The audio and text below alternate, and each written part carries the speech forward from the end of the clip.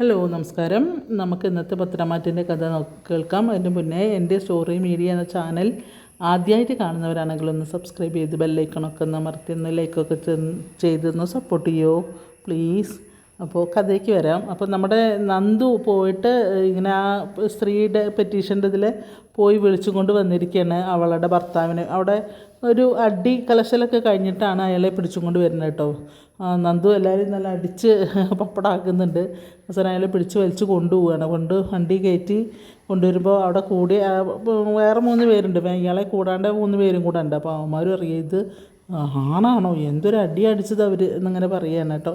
അങ്ങനെ പോലീസ് സ്റ്റേഷനിലേക്ക് കൊണ്ടുവന്നിട്ട് അവിടുന്ന് വലിച്ച് കൊണ്ടുപോവുക. അപ്പോഴേക്കും ആ സ്ത്രീ ഭർത്താവിനെ കണ്ടപ്പോഴേക്കും അത് ഇങ്ങോട്ട് വെണ്ണ നെയ്യായി ഉരുകിപ്പോയി. അപ്പോൾ അയ്യോ എൻ്റെ കുഞ്ഞുങ്ങളുടെ അച്ഛനെ തല്ലല്ലേ സാറേ എന്നും പറഞ്ഞിട്ട്. അപ്പോൾ നന്ദു അറിയും ഇതെന്ത് സംസാരമാണ് നിങ്ങളല്ലേ അവരുടെ ഭർത്താവിൻ്റെ പേർക്ക് കംപ്ലയിൻറ്റ് തന്നത്, പിന്നെ ഇതെന്താ ഇതെന്ന് നോക്കി. അപ്പോൾ പറയും അയ്യോ സാറേ നാളെ ഒരു കല്യാണം കഴിയുമ്പോൾ എൻ്റെ കുഞ്ഞുങ്ങളുടെ അച്ഛനെ എവിടെ ചോദിച്ചാൽ ഞങ്ങൾക്ക് കാണിച്ചു കൊടുക്കണ്ടേ സാറേ, ഇങ്ങനെ തല്ലേണ്ടിയിരുന്നില്ല എന്ന് പറയും. അപ്പോൾ പറയും പിന്നെ അല്ലാണ്ട് ഇവനെ കോമൻസ് വിളിച്ച് അവൻ ഇങ്ങോട്ട് വരുമോ എന്ന് ചോദിക്കുകയാണ്. അപ്പോൾ പറയും സാറേ ഇതും കൊണ്ടാണ് ഞങ്ങളാരും ഇതിൽ ഇടപെടാത്ത അറിയണം ആ എസ് ഐ. അപ്പോൾ പറയും ഇത് എന്താ ഇത് കഥ, നിങ്ങൾക്ക് പിന്നെ ഭർത്താവ് കതിർ മണ്ഡപത്തിൽ മകളെ കുടിച്ചും കൊണ്ടാണോ വന്ന് നിൽക്കേണ്ടത്, അല്ലെങ്കിൽ പിന്നെ കോടതിയിൽ പോയിട്ട് നിങ്ങൾക്കൊരു തുക മാസം തരാനുള്ള ഏർപ്പാട് ചെയ്യണം എന്നൊക്കെ അങ്ങനെ പറയും. അതൊന്നും വേണ്ട സാറേ എന്നറിയാം. പറയാം എന്നാൽ വിളിച്ചോണ്ട് ഇപ്പോൾ ഇമാതിരി കേസ് പോയിട്ട് ഇങ്ങോട്ട് വരരുത് പറഞ്ഞിട്ട് നന്ദുവിന് ദേഷ്യം വരികയാണ് കേട്ടോ. അങ്ങനെ പോകുന്ന സമയത്ത് നമുക്ക് കാണാം എന്ന് പറയുകയാണ് അയാൾ നന്ദുവിൻ്റെ അടുത്ത് വന്നിട്ട്. എന്നപ്പം തന്നെ കാണാടാറുണ്ടോ ഒന്നും കൂടെ കൊടുക്കാട്ടി എന്നിട്ട് വിളിച്ചും കൊണ്ട് പോർന്ന് പറയും. അങ്ങനെ പോവുകയാണ്. അപ്പോൾ പോയി കഴിഞ്ഞിട്ട് പിന്നെ പറയും എനിക്കറിയാം നിങ്ങൾ ആ ഗുണ്ടകളെ പേടിച്ചിട്ട് തന്നെയാണ് നിങ്ങളിതിലൊന്നും ഇടപെടാത്തതെന്ന് അറിയണം എസ് ഐയോട് നന്ദു കേട്ടോ. അപ്പോൾ അതിന് മുണ്ടുന്നില്ല. അപ്പോൾ എന്നിട്ട് നന്ദു അങ്ങോട്ട് പോകും ചെയ്യുമ്പോൾ എസ് ഐ പറയുകയാണ് ഇവിടെ വന്നിട്ടുള്ള ആ തിളപ്പ കുറച്ച് കഴിയട്ടെ അപ്പോൾ മനസ്സിലായിക്കോളും, ആ പോയവനും അവൻ്റെ ആൾക്കാരും കൂടെ ബോംബറിയാതിരുന്നാൽ മതി എന്നിങ്ങനെ പറയുകയാണ് കേട്ടോ. അത് കഴിഞ്ഞ് പിന്നെ കാണിക്കുന്നത് വീട്ടിൽ നമ്മളുടെ എന്താ പറയുക ഈ നന്ദു ഇങ്ങനെ കിടക്കുന്ന സമയത്ത് രാത്രി സമയത്ത് കാണാൻ പിന്നെ അനിയുടെ മെസ്സേജുകൾ ഇങ്ങനെ വന്നും കൊണ്ടേയിരിക്കുന്നു. അപ്പോൾ നന്ദു അതൊന്നും എടുത്ത് ചിരിക്കുകയാണ് അവൾ ഇരുന്നിട്ട്. അപ്പോൾ പറയും എടുക്കടി ഫോൺ എന്നൊക്കെ മെസ്സേജ് തിരിച്ച് എന്നൊക്കെ പറഞ്ഞ് മെസ്സേജ് അയക്കുന്നുണ്ട്. ഫോൺ റിങ് ചെയ്യേണ്ട ഒന്നിനും നന്ദു എടുക്കുന്നില്ല, ഫോണൊന്നും അറ്റൻഡ് ചെയ്യുന്നേ ഇല്ല കേട്ടോ. അപ്പോൾ അവന് ദേഷ്യം വരികയാണ്. അത് കഴിഞ്ഞ് പിന്നെ നമ്മളുടെ നയന ഡിസൈൻ വരയ്ക്കുന്നുണ്ട്, പുതിയ ഡിസൈൻ ഓണത്തിനുള്ളതാണ് അത്രേ. അപ്പോൾ അതിൻ്റെ ഡിസൈനുകൾ നോക്കി ഇരിക്കുക ദേവയാനിപ്പോൾ. എന്നിട്ട് ചായ കൊടുക്കുമ്പോൾ മോളെ ചായ കുടിക്കാറുമ്പോൾ എന്തിനാമേ വെറുതെ ബുദ്ധിമുട്ടണേന്ന് പറയും. മോള് നമുക്കെല്ലാവർക്കും വേണ്ടിയല്ലേ ഈ കടന്ന് കഷ്ടപ്പെടണം, അപ്പോൾ ഞങ്ങൾ പോയി കടന്നാൽ എങ്ങനെ ശരിയാവുക എന്നൊക്കെ അങ്ങനെ പറഞ്ഞിട്ട് ആ ഡിസൈനൊക്കെ വരച്ച് നോക്കട്ടെ മോളെ ഞാനത് കാണട്ടെ പറയും. അപ്പോൾ ഇല്ല അമ്മ ഇത് മുഴുവനായിട്ടില്ല, അവസാന മിനുക്കുപണിയിലാണ്, മുഴുവൻ കഴിഞ്ഞിട്ട് പറയും എന്നാൽ മതി എന്ന് പറയും. അപ്പോഴേക്ക് നവ്യ അവിടുന്ന് കുട്ടീനെ എടുത്തിട്ട് വരും. അപ്പോൾ പറയും എന്താ മോനെ ഉറങ്ങിയില്ലേ മോളെ ചോദിക്കുമ്പോൾ ഇല്ല, അപ്പോൾ 2-3 ദിവസമായിട്ട് ഭയങ്കര കരച്ചിലാണെന്ന് പറയും. കുഞ്ഞിനെ ഇന്നിപ്പോൾ കാണിച്ച വേറെ വലിയ ഹോസ്പിറ്റലിൽ കൊണ്ടുപോയി കാണിക്കുക എന്താണെന്ന് അറിയാമല്ലോ അങ്ങനെ പറഞ്ഞിട്ട് നവ്യ ദേവയാനി അങ്ങനെ അങ്ങോട്ട് പോകും കേട്ടോ. അപ്പോൾ നവ്യ അവിടെ ഇരിക്കുകയാണ്. നവ്യ നയനയുടെ അടുത്ത് ഇരിക്കാൻ പറ്റും. നീ എന്തിനാ അങ്ങനെ രാവും പകലും രാത്രി പകലാക്കി ഇങ്ങനെ കഷ്ടപ്പെടുന്നത്, ആർക്ക് വേണ്ടിയിട്ടാണ് നീ ഇത്ര കഷ്ടപ്പെടുന്നത്, നിൻ്റെ ഭർത്താവിന് വേണ്ടിയിട്ടോ എന്ന് പറയും.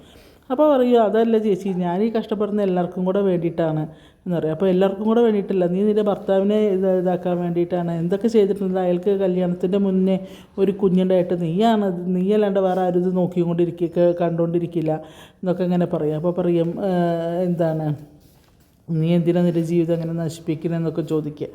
അപ്പോൾ നയന പറയും ഞാനിപ്പോൾ ഒരു ജോലി ചെയ്തുകൊണ്ടിരിക്കുകയല്ലേ ചേച്ചി, എനിക്ക് ഇതിനൊന്നും ഇപ്പോൾ മറുപടി പറയാൻ വയ്യ എന്നൊക്കെ പറയാം. നീ എന്തെങ്കിലുമൊക്കെ എന്ന് പറഞ്ഞിട്ട് അങ്ങനെ അവിടെ നവ്യ കുട്ടീനെയും കൂടെ അങ്ങോട്ട് പോരുന്നുണ്ട് കേട്ടോ.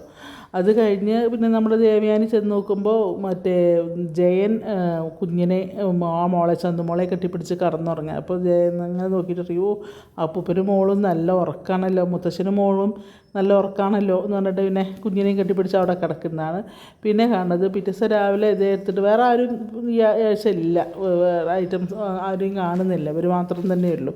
അതിൽ തക്കാളിയൊക്കെ എടുത്ത് തരുമ്പോഴേക്കും നമ്മളെ നയന കുളിയൊക്കെ കഴിഞ്ഞ് അങ്ങോട്ട് വരിക. അപ്പോൾ അമ്മ പറയും അമ്മ ഇത്ര നേരത്തെ എഴുന്നേറ്റോ നോക്കിണ്ട്. അമ്മ അപ്പോൾ പറയും മോൾ എന്തിനപ്പം തന്നെ എഴുന്നേറ്റ്, ഒരുപാട് ലൈറ്റായിട്ടല്ലേ കടന്നത് എന്നറിയും. എത്ര വൈകി കടന്നാലും ഞാൻ ആ നേരമാകുമ്പോൾ എഴുന്നേക്കും അമ്മേ എന്നൊക്കെ ഇങ്ങനെ പറയുകയാണ്. അപ്പോൾ മോളോട് എനിക്കൊരു കാര്യം പറയാനുണ്ട് എന്ന് പറയും. അപ്പോൾ അതെന്താ അമ്മയെ ചോദിക്കുകയാണ്.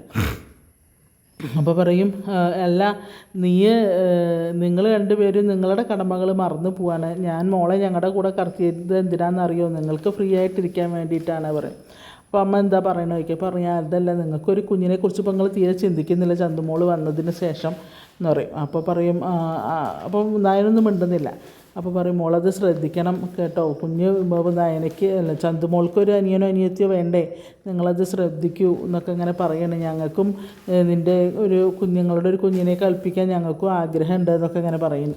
അപ്പോൾ ഇങ്ങനെ ചിരിക്കുകയാണ് നയന. അപ്പോൾ എന്നാൽ ശരി അമ്മ, എന്നാൽ ചായ കൊണ്ട് കൊടുക്കുക ആദർശിന് പറഞ്ഞിട്ട് അങ്ങനെ ചായയും കൊണ്ട് പോവുകയാണ്. ചായയും കൊണ്ട് പോണ സമയം പുതിയ കളക്ഷൻസിൻ്റെ കാര്യങ്ങളൊക്കെ സംസാരിക്കുകയാണ്.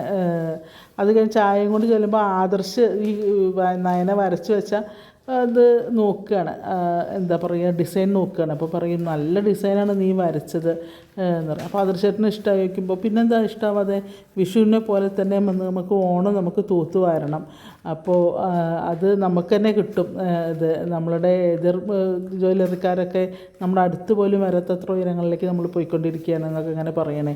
അപ്പോൾ ശരിക്കും ആദർശ ചേട്ടന് ഇഷ്ടമായിരിക്കുമ്പോൾ പിന്നെന്താ അറിയും, പിന്നെ നീ എന്താ കുറച്ച് നേരം കൂടെ കിടക്കാൻ, ഞാൻ പിന്നെ ഡിസൈൻ വരച്ച് ഒരു നേരമായിട്ടുണ്ടാവുമല്ലോ എന്ന് പറയും. പറയും ഇപ്പോൾ നേരമായിരുന്നു, പക്ഷേ എനിക്ക് നല്ല സമയത്ത് എഴുന്നേറ്റില്ലെങ്കിൽ വല്ല ബുദ്ധിമുട്ടാണ് ആദർശേട്ടാ അങ്ങനെ പറയാണ്. അപ്പോൾ പറയും എന്തായാലും നന്നായി എന്നറിയും. അപ്പോൾ ആദർശന് ശരിക്കും ഇഷ്ടമായിട്ടാണോ പറയണേക്കും. പിന്നെ എന്താ നീ ഇവിടെ വാ എന്നറിയാം. അപ്പോൾ ചായ കൊടുക്കുകയാണ്. അപ്പോൾ പറയും ചായ ഇവിടെ വെക്കുകയെന്ന് പറഞ്ഞിട്ട് അങ്ങനെ കെട്ടിപ്പിടിച്ചൊരു ഉമ്മയൊക്കെ കൊടുക്കണം, നെറുകിലൊക്കെ ഒരു ഉമ്മയൊക്കെ കൊടുത്തിട്ട് ഇതെന്താ അപ്പോൾ പതിവില്ലാതൊരു സ്നേഹം എന്നൊക്കെയാണ്. അപ്പോൾ പറയും അല്ല പതിവില്ലാതെല്ലാം എന്നും ഉണ്ട്, പക്ഷേ ഇതിന് നിനക്കൊരു ഉപഹാരം തരണ്ടേ എന്ന് പറഞ്ഞിട്ടാണ് കൊടുക്കുന്നത്. അപ്പോൾ പറയുന്നുണ്ട് പിന്നെ കുഞ്ഞിനെ പറ്റി ഇങ്ങനെ അമ്മ പറഞ്ഞു, ദേവയാനി സംസാരിച്ചു എന്നൊക്കെ ഇങ്ങനെ പറയുകയാണ് കേട്ടോ ആദർശും നയനയും കൂടെ. അപ്പോൾ പറയും നമുക്കൊരു കാര്യം ചെയ്യണം ആദർശേട്ടാ, ഇപ്പോൾ വേറൊരു ഡോക്ടറെ പോയി കാണാം. നമ്മളിപ്പോൾ മരുന്നൊക്കെ കഴിച്ചുകൊണ്ടിരിക്കണ്ടല്ലോ, അതിലൊരു ഇത് കാണുന്നില്ല, നമുക്കപ്പോൾ അങ്ങോട്ട് വേറൊരു ഡോക്ടറെ പോയി കണ്ടാലോ എന്ന് ചോദിക്കുക. അപ്പോൾ പറയും എന്തായാലും ഓണം ആയില്ലേ, ഓണം കഴിയട്ടെ എന്നിട്ട് പോവാം നമുക്ക്, അതുവരെ ചന്തുമോൾ നമ്മളെ കൂടെ കഴിയട്ടെ, ഇതാവട്ടെ. എന്തൊക്കെയായാലും ചന്തുമോളാണ് നമ്മളുടെ പിന്നെ മൂത്ത മോള്, അതിനൊരു മാറ്റം ഉണ്ടാവില്ല എന്നൊക്കെ ഇങ്ങനെ സംസാരിക്കുകയാണ് ഇവർ തമ്മിൽ കേട്ടോ. അപ്പോൾ അങ്ങനെയൊക്കെയാണ് ഇന്നത്തെ പത്രമാറ്റിൻ്റെ കഥ പോകണം. ഞാൻ ജസ്റ്റ് ഒന്ന് പറഞ്ഞിട്ടുള്ളൂ, അത്രയേ ഉള്ളൂ. കാരണം കഥ ഫുള്ളായിട്ട് അവർ മിസ് ചെയ്യേണ്ട കാണാൻ നല്ല കഥയാണ്. അപ്പോൾ അത് മിസ് ചെയ്യേണ്ട കാണാൻ ആമികയിലും പിന്നെ എനിക്ക് ഇപ്രാവശ്യം അവരുടെ പ്രൊമോ കണ്ടില്ല, അതുകൊണ്ട് ഞാൻ ഇതിലുള്ളത് തന്നെ എടുത്തിട്ടതാണ് കേട്ടോ, സോറി. അതുകൊണ്ട് ഈ കഥയും ഈ പിക്ചറും തമ്മിൽ ഒരുപാട് അന്തരമുണ്ട്, ക്ഷമിക്കുക, കഴിഞ്ഞു പോയതിൻ്റെയാണ്, അതുകൊണ്ട് ക്ഷമിക്കുക. ഓക്കെ, അപ്പോൾ എല്ലാവർക്കും നല്ലൊരു ദിവസം ആശംസിച്ചിട്ട് നിർത്തുന്നുണ്ട്. അപ്പോൾ ലൈക്ക് ചെയ്യാനും ഷെയർ ചെയ്യാനും നമ്മുടെ സബ്സ്ക്രൈബ് ചെയ്യാനും മറക്കല്ലേ.